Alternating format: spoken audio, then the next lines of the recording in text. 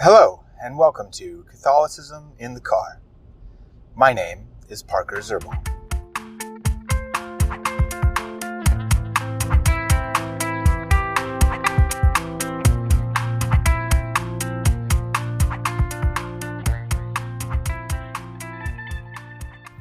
I want to continue talking about how I think redemptive suffering can be seen from even a secularist perspective.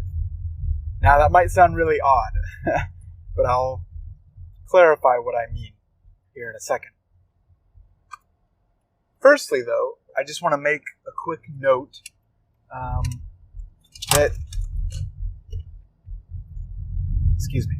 I just want to make a quick note that I listened to the Mass of the Ages YouTube videos that have been going around. I was working, so I couldn't really watch it very attentively.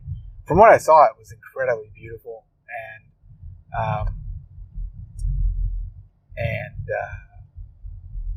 and really well done. The first episode, so I'm going to kind of give a quick, my honest thoughts on it. I think it's definitely geared towards people who don't know a lot about the Latin Mass. So I think your first time, maybe you've only been to the Latin Mass a couple times, or maybe you've never been to the Latin Mass. I think it would be a really good introduction for people to it.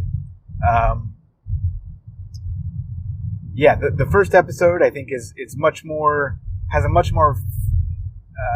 it uses a lot of pathos, however you want to say it, emotional appeal, right?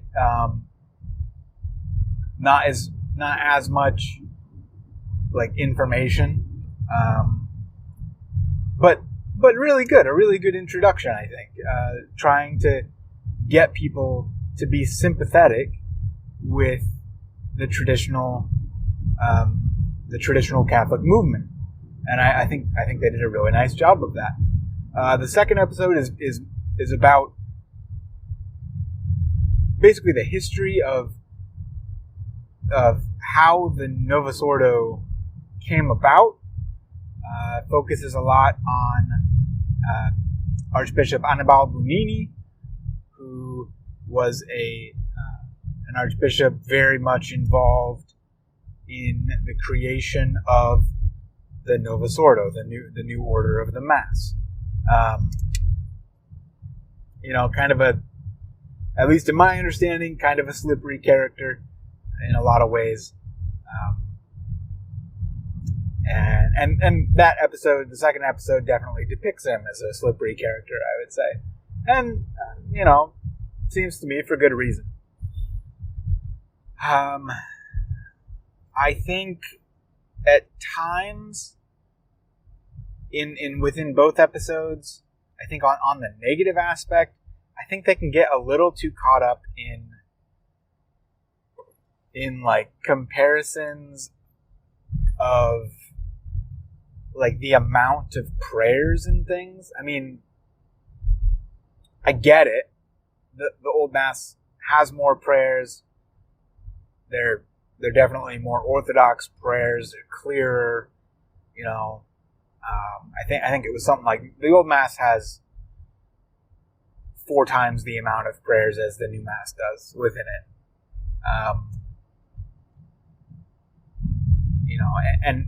And then obviously prayers that go back quite far in church history. I think those bits within the episodes would be off-putting to somebody who doesn't know a whole lot about it, because most of those people are coming from with the assumption that why do numbers matter? Why does the number of prayers matter? Shouldn't it be the quality over quantity, right? So I think that might rub people the wrong way if they're not already sympathetic to the movement. I've said this before. I'm very sympathetic to the traditional movement, the traditional Catholic movement. If tomorrow the whole church went back to the TLM, the traditional Latin Mass, I would not be opposed. I'm also not opposed to Novus Ordos that implement every bit of continuity with the old Mass as possible, and that are, lots of Latin, even the whole thing in Latin. I'd be all for that. I don't know. But, so I'm very sympathetic to the traditionalist movement. I'm very sympathetic to making the liturgy more vertical instead of horizontal, getting rid of all the hokey pokey stuff in it. There's just a bunch of cringy stuff in what happens in so many of the Novus Ordo masses. And I've also seen people are going to hate me on this, but I've seen Novus Ordo masses that are more beautiful than TLM masses. Even like high masses. Now, I don't know if I've necessarily seen a Novus Ordo that's more beautiful than a solemn high mass. I found some that are fairly comparable, pretty close, I'd say. I'm more beautiful than a high mass of the TLM, but those are really rare to find a Novus Ordo that's that beautiful. I mean, 90-something% of parishes, I'd say, really struggle with having a liturgy that speaks beauty to the congregation. And the TLM does that inherently, for the most part. Now, of course, you can get, and I've been to TLM masses where these are mostly low masses, so take that into consideration. But where, it's basically a 10-15 minute mass that the priest just goes up there and it almost seems like he waves his hands a few times and it's done,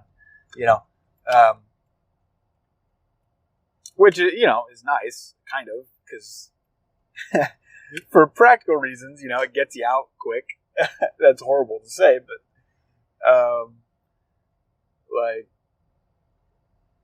and you can have Novus Ordos that are really short as well. I mean, I've been to some 20-minute Novus Ordos. I don't know if I've really experienced them much shorter than that. But anyway. Wow, this ended up being an episode basically about my reflection on Mass of the Ages. So I thought it was really good. And I'm going to recommend it to as many people as I can. That's why I'm doing this right now. There's a couple parts where I was like, maybe that could have been done a little better. But also, I don't know, maybe people will think that the comparison of numbers of prayers within the two liturgies is useful for them. Maybe to some people that does matter. To me, it was that's kind of a cringy part of the episodes. But all in all, yeah, I'd give it 5 stars. And I really hope that more people will watch it, particularly just those that come to Mass every Sunday and maybe have never been to an old Mass or, have some familiarity from it from their childhood. I'm definitely going to tell people about it because I think it, better than a lot of other ways, it gives people a good introduction. I would also really recommend, if you want to go if you want to go deeper into the history of the liturgical reforms, I would look up the YouTube channel Controversies in Church History. And he's a historian, professional historian. He has his PhD, and he does a lot of stuff on Catholic history. And he has, I think it was a 5-part series on the traditional Catholic movement. And he's very sympathetic to the traditional Catholic movement. I'd probably say me and him are like, we could really agree on a lot of things.